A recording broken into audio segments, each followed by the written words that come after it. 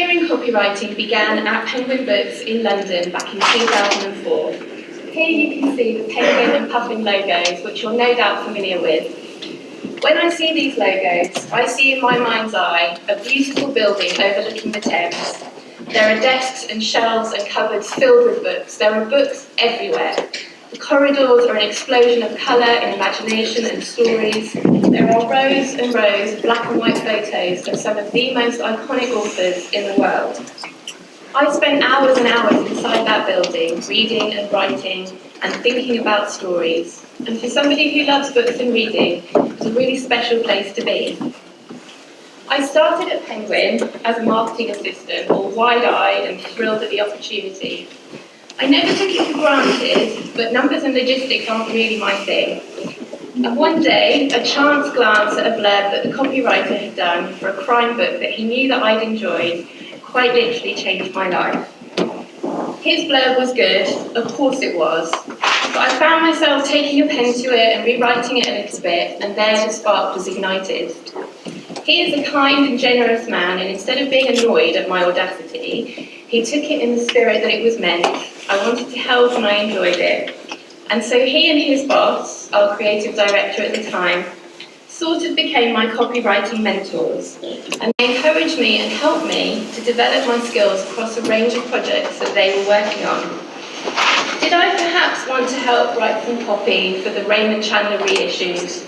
Could I perhaps write some blurbs for the Penguin 75th anniversary series for Adrian Mole and Marion Cleese and Zoe Heller? Did I want to? Could I perhaps? Yes, please. A million times yes. Now, it's over 10 years since I worked on my first blurbs, which would eventually appear on the back of an actual printed book. And I won't pretend that the thrill of seeing my words on the back of a book has lessened over time, because it hasn't. Anyway, these two books, Farewell My Lovely and The Long Goodbye, were my first lessons in blurb writing, and they include techniques that I still apply today. Prior to writing these blurbs, I hadn't read any Raymond Chandler, but when it came to writing the copy, his inimitable, instantly recognisable voice and illuminating prose were a gift. The most important thing to remember when I'm writing blurbs is that I am not the author, obviously. But the key here is not to try and sound like the author writing their blurb, but to take their words and writing and form a synopsis that will intrigue and excite the reader to the point where they want to turn to that first page. And when an author and their books are brilliant, writing blurbs for them is easy. When I read a manuscript or an advanced proof copy for the purposes of writing the blurb, I'm looking for sentences and extracts and quotes that are filled with details that reflect the tone and style and the voice of the author, details that provide a charming and evocative taste of what you're going to discover inside.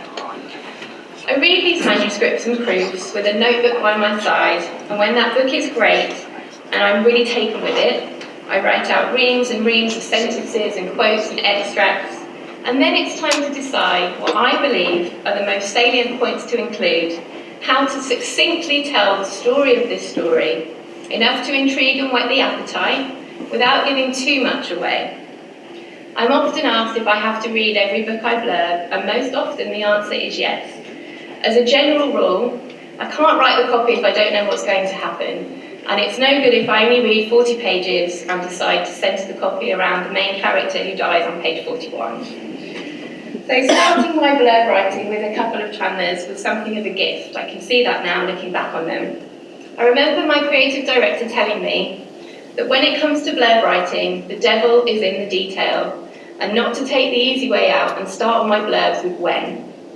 These covers were also fun to work on because, and this is not commonly the case, but it's nice when it happens, these front covers were designed to pull out details from our back cover copy, hence cute little redhead Velma's long legs on Farewell My Lovely, and down and out drunk Terry Lennox's G&T here on The Long Goodbye. Now, the Penguin marketing department was only a short waddle down the corridor to what was then Puffin Books, now Penguin Random House Children's. And in 2006, I became Puffin's first copywriter.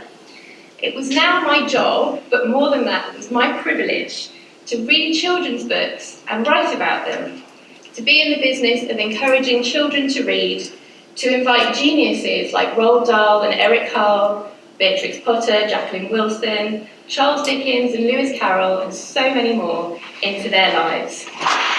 So now the audience that I was writing for was threefold: the parent or guardian, the librarian or teacher, and most importantly, the child or young adult. Working across a variety of book marketing communications, including blurbs, websites, advertising, TV and radio scripts, the variety was wonderful.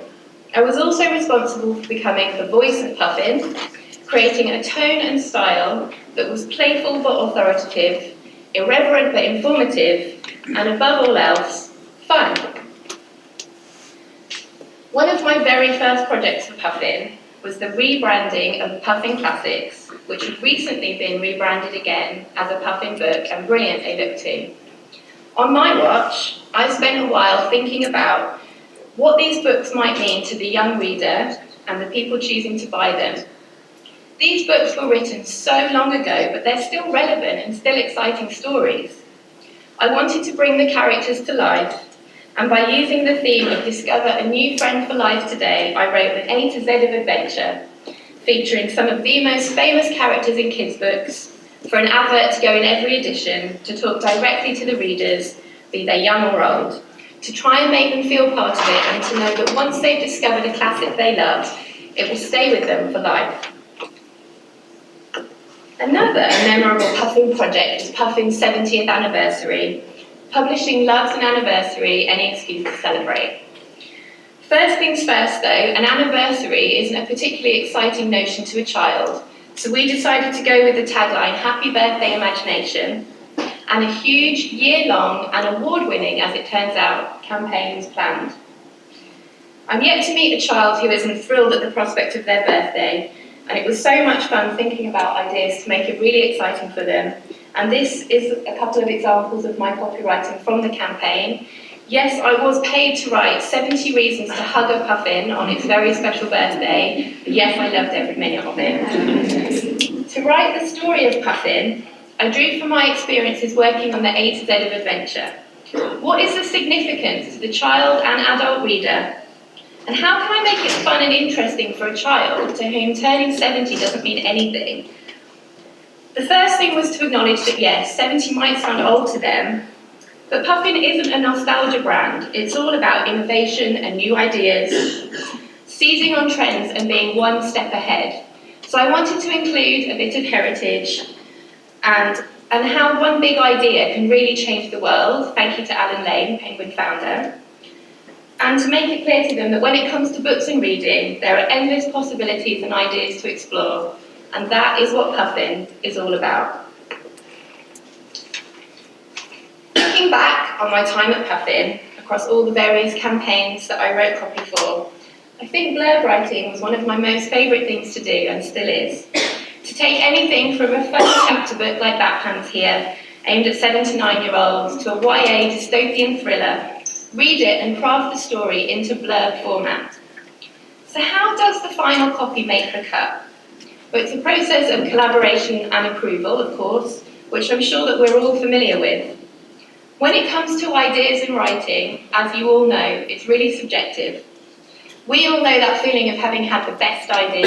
This is the perfect strapline, the most wonderful ad copy, the best website text, only for the people in charge of approving our words to perhaps have a slightly different perspective of what needs to be said. How often, when it comes to a brief or pitch, have we heard the words, okay, not this, but, it's a familiar refrain, I'm sure. Having worked both in-house and freelance, I'm familiar with a number of approvals processes, and personally, I can still find it a bit nerve-wracking. There are so many factors at play: content, length, style, tone. Have you followed the brief correctly? I love it when a piece of copy is approved straight away, no fuss, no faff, everyone's happy. It's a great feeling, isn't it? But as with all of these projects, it is a team effort, and many people are invested in the ideas and outcome. And so usually there is some back and forth, questions asked, new possibilities are pondered. That's copywriting, and it's all part of our job. So So that's a bit about how it all began and a flavour of copywriting for Puffin. Now, Puffin is a brand in its own right, and then under the Puffin imprint, there are myriad big book brands that I wrote for across a fantastic mix of old and new publishing, a range of formats, and a variety of platforms. And as it happens, one of those brands is Roald Dahl, an author who needs no introduction. He is the creator of Willy Wonka and Charlie Bucket, Miss Trunchbull and Matilda, Mr. and Mrs. Twit, and so many more iconic characters loved by millions all over the world. Reading Roald Dahl as a child, in fact reading this very edition of Matilda as a child, was always a joy. So you can imagine how it felt to now be responsible for writing the words that would appear on the back of his books. And as for the time that I saw Quentin Blake during the BFG Live as part of the first ever Roald Dahl Day, Goosebumps doesn't even begin to cover it. Now, every so often, book covers are refreshed and redesigned to bring them to life for a new audience and to reinvigorate the book or to highlight an anniversary or celebration and to create a new talking point around the book. Since becoming a copywriter, I have had the pleasure of writing 3 rounds of blurbs across Roald Dahl's children's stories. That's thinking of 3 entirely different ways to describe each of his books to tie in with a brand new brief or cover look. Writing blurbs for Roald Dahl is the most wonderful thing, of course it is, not least because his language and characters are so vivid and exciting. The stories are so packed with mischief and mayhem that the hard part isn't deciding what to write, but what not to write. Over the years, I've written more than 50 Roald Dahl blurbs, and with each round, the brief enabled me to find a new angle and something different to say for these most iconic and beloved of stories. Of course, the stories themselves don't change. For example, Charlie Bucket will always be the boy whose golden ticket gave him the opportunity of a lifetime, courtesy of Willy Wonka and the greatest adventure inside a chocolate factory that anybody could ever imagine. But how to mix a synopsis up for the cover 3 different times? By working closely with the Roald Dahl estate, Quentin Blake's office, and the Roald Dahl team at Puffin to ensure the whole cover package worked for the audience at that moment in time, centred around the design and marketing and sales opportunities. That's how. So round 1, we're going back over 10 years now, but I seem to recall that to tie in with the inaugural Roald Dahl Day, the brief here was to introduce one or more of the central characters and pull out some fun and enticing words, or in the case of the BFG, some gobblefunk, which is his own particular language. And then set the scene. It was also decided that we should maximise the book jacket space. And again, because we were tying in with the first Roald Dahl Day, we wanted to tell readers more about the man himself. And so, using the letters of his name, I wrote a mini Roald Dahl biography to give a flavour of his incredible life and writing to go in the inside front covers. Round 2. This time, the front cover look across the series would focus on the 1 or 2 most central, iconic characters in the books, in this case, Willy Wonka and Charlie Bucket. So this blurb opens with Charlie. I seem to recall for this one they wanted the copy to be quite succinct and pared back. So it opens with Charlie, giving the nearest hint of his poverty, leading into Mr. Willy Wonka, those golden tickets, and the wondrous chocolate extravaganza that awaits. And most recently, for the new cover look to tie in with Roald Dahl's centenary in 2016, my brief was to focus on the mischief and mayhem and the darker side of Dahl. There is nothing twee or saccharine about any of Roald Dahl's children's stories. They are gloriously mischievous, filled with larger-than-life villains. And this time I was asked to use the space a bit differently by choosing a quote from the story for the back cover, with the blurb itself on the inside front, like so, back cover and inside front. This gave me a bit more space and freed me up to include some extra deliciously fun details. And having spent so many years working on Roald Dahl's blurbs and across several marketing campaigns, I am now in the fortunate position to be called upon still to Dahlify copy across Puffin projects. Mr. Dahl, thank you so much for the magic, mischief and mayhem. Writing copy for you is the most splendiferous thing. And so, from one world-renowned author to the next, it's safe to say that I couldn't believe my own luck when this happened. Upon going freelance back in 2014, I was contacted by a friend who worked for Pottermore, saying that she had potentially a very exciting gig for me if I was interested, and of course I was. And so in due course, I found myself immersed in the phenomenal world of Harry Potter, working across a hugely varied and exciting range of projects in advance of the site's complete relaunch in September 2015. And wow, what a world to immerse myself in. Sometimes, during cover meetings at Puffin, I would almost want to pinch myself that I was sitting there with some of the very best minds in publishing, talking about whether or not there was quite enough glitter on a Magic Kitten cover, for example. And now, here I was in the Pottermore office, discussing which of Gilderoy Lockhart's best quotes could be used for a Twitter post on Valentine's Day, and Facebook post content for Harry Potter's birthday, and so on and so much more. Now, the site has completely evolved since I started freelancing there, and back then I was tasked with working on the new brand guidelines and helping to create the new Pottermore tone of voice. For anyone who creates content for Pottermore, thinking about how its values shape the language used, how it sounds as a brand, and how to write effectively for Pottermore, and how to create a consistent voice. And it is really important to remember when writing for Pottermore that the devotion of its fans for the author, her characters and stories knows no bounds. Their love for Harry Potter and the wizarding world is palpable. The depth of their knowledge and passion is immeasurable. The Facebook page alone now has over 2 million likes. Everything that is created across the platform has to be perfectly pitched, entertaining, and factually correct.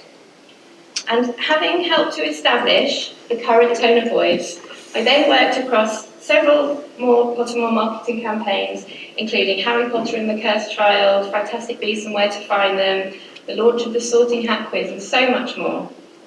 And then, another new section of the website is a features and news section. There are a team of Pottermore copywriters who regularly submit pitch ideas for the features to the brilliant editorial department, as well as their dedicated Pottermore correspondent. Writing features for this site is again a real privilege and joy. Depending on the brief, it involves a detailed level of research into your subject, rereading relevant chapters in the books, watching scenes from the films, seeing what the fans have to say online, and selecting the most famous quotes, etc., to create an insightful, entertaining piece with new angles to encourage discussion with the audience across their social media platforms. And a particular highlight for me was writing the news feature, Why Our Hearts Belong to Hagrid, and being sent on the Warner Brothers Harry Potter studio tour, which is the most incredible place. Coming face to face with the Hogwarts Express and standing in the Great Hall is quite breathtaking. I was allowed to step inside Hagrid's hut, and for this particular feature, and as much as I wanted to remain calm and professional and not squeal out loud, well, I couldn't. Again, the objective of a piece like this is to very much immerse the reader into the wizarding world, and by also interviewing fans on the tour and noting as much detail as I could, I was able to try and bring the half-giant Hagrid exhibit to life and hopefully encourage fans to go, because it's a must-see place for any Harry Potter fan.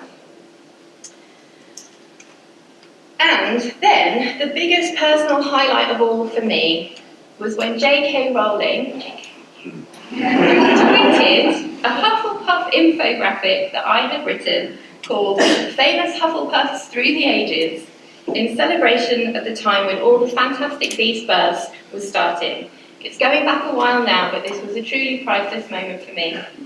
And so it's on this particular high that I will leave you because my time is up. Thank you so much for listening, and enjoy the rest of the conference.